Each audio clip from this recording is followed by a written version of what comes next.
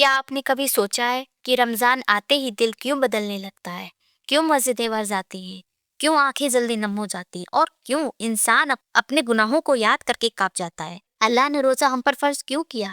روزہ اللہ کے قریب لے جاتا ہے۔ روزہ وہ عبادت ہے جسے انسان اور اللہ کے علاوہ کوئی نہیں جانتا۔ آپ نماز پڑھتے ہیں، لوگ دیکھ لیتے ہیں، آپ زکوٰۃ دیتے ہیں، لوگ جان لیتے ہیں، لیکن روزہ اگر آپ چاہیں تو چھپ کر پانی پی سکتے ہیں، کوئی نہیں دیکھے گا، پھر بھی آپ نہیں پیتے۔ کیوں؟ کیونکہ آپ کو یقین ہے اللہ دیکھ رہا ہے۔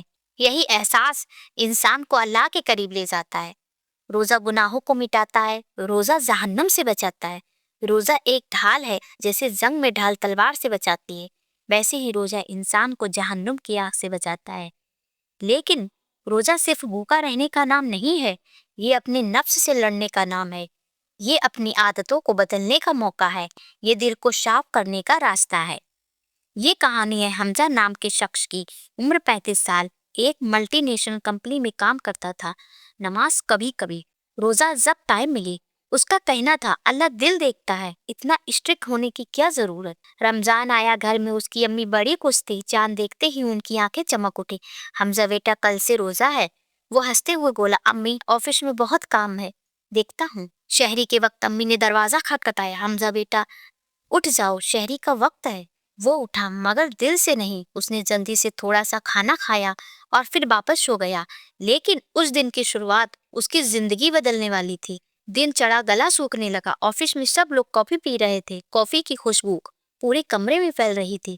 اس کا دوست بولا تو کیوں خود کو تکلیف دے رہا ہے، کوئی دیر نہیں رہا۔ حمزہ کے ہاتھ میں پانی کی بوتل دی۔ کچھ پل کے لیے اس کا دل ڈگمگایا۔ اس نے بوتل کا ڈھکن کھولا، لیکن پھر اچانک اس نے بوتل واپس رکھ دی، کیونکہ اندر سے ایک آواز آئی اللہ دیکھ رہا ہے۔ اس دن اسے پہلا فائدہ سمجھ آیا، روزہ انسان کو اللہ کی موجودگی کا احساس دلاتا ہے۔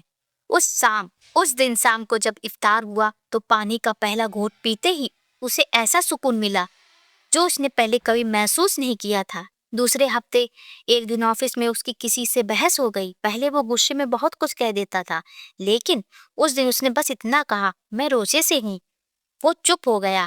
شام کو گھر آیا اور سوچنے لگا آج اگر روزہ نہیں ہوتا تو شاید میں گالی دے دیتا۔ اسے دوسرا فائدہ سمجھ آیا، روزہ غصے پہ کنٹرول سکھاتا ہے۔ کچھ دنوں بعد اس نے محسوس کیا کہ وہ کم جھوٹ بولنے لگا ہے، کم برا سوچنے لگا ہے، کم شکایتیں کرنے لگا ہے۔ اسے تیسری بات سمجھ آئی، روزہ انسان کی عادتیں بدل دیتا ہے۔ تیسرا ہفتہ، ایک دن وہ ٹرین سے گھر لوٹ رہا تھا۔ اسٹیشن پر اس نے ایک چھوٹے بچے کو دیکھا جو کوڑے سے کھانا ڈھونڈ رہا تھا۔ حمزہ کے ہاتھ میں افطار کا پیکٹ تھا۔ اس نے کچھ پل سوچا، پھر پورا پیکٹ اس بچے کو دے دیا۔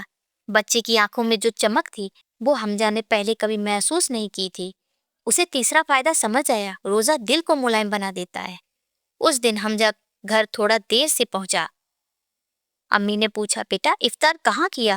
حمزہ مسکرایا اور بولا امی آج کسی اور نے کیا۔ امی اس کی بات سمجھ گئی، انہوں نے بس دعا دی اللہ تمہارا دل ہمیشہ ایسا ہی رکھے۔ اب وہ ہر روز افطار سے پہلے دعا کرتا۔ پہلے دعا صرف لفظ کی تھی، اب آنسو تھے، یا اللہ مجھے معاف کر دے۔ اسے چوتھا فائدہ سمجھ آیا، روزہ گناہوں کی معافی کا راستہ ہے۔ اب حمزہ آفس سے سیدھے گھر نہیں جاتا تھا، وہ پہلے مسجد جانے لگا، مغرب کی نماز پڑھتا، کبھی قرآن کی تلاوت سنتا، کبھی بس چپ چاپ بیٹھ کر سوچتا رہتا۔ مسجد میں اعتکاف بیٹھنے کا اعلان ہوا۔ حمزہ نے پہلی بار فیصلہ کیا اس بار کوشش کروں گا۔ اس نے 3 راتیں مسجد میں بتائی۔ رات کی خاموشی، قرآن کی آواز، سجدے میں گر کر رونا، اس کے دل کی جمی ہوئی گرد پگھلنے لگی۔ اسے محسوس ہوا کہ وہ اللہ سے کتنی دور چلا گیا تھا۔